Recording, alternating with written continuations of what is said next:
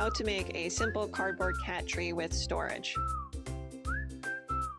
You're going to need some oatmeal containers, some hot glue, some regular glue, a bunch of cardboard, a cutting machine, and scissors.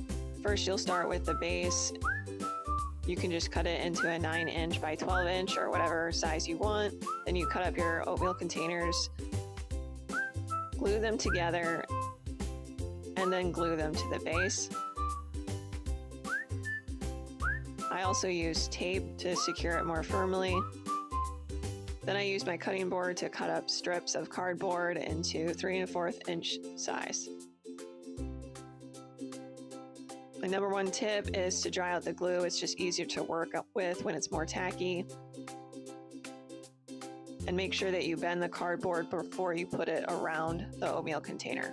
Once you've got your base covered, start on little strips and just use them like bricks all the way up the oatmeal container, about 1 1/2 inch by 3/4 inch.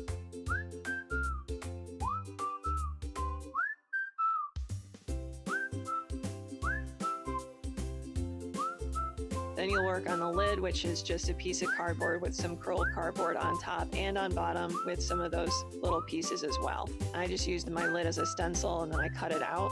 My dimensions were about 6 1/2 in diameter. So if you mark it in the middle and then you start curling some cardboard up, glue it together, then glue it into the center of your cardboard lid. Once you get it big enough that you're going to lay down the bricks again around the outside to give it that textured look. And then you're going to cover those little pieces up with thin pieces of cardboard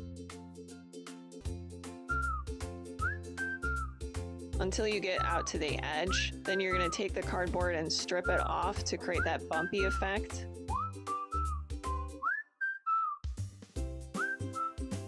Now you're going to start on the bottom, which is exactly the same. You're using hot glue and cardboard.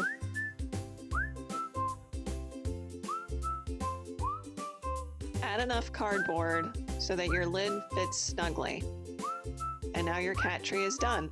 The final dimensions: the bottom diameter was around 15 inches, the top was 6.5 inches, and the total height was 21 inches. Thanks for watching.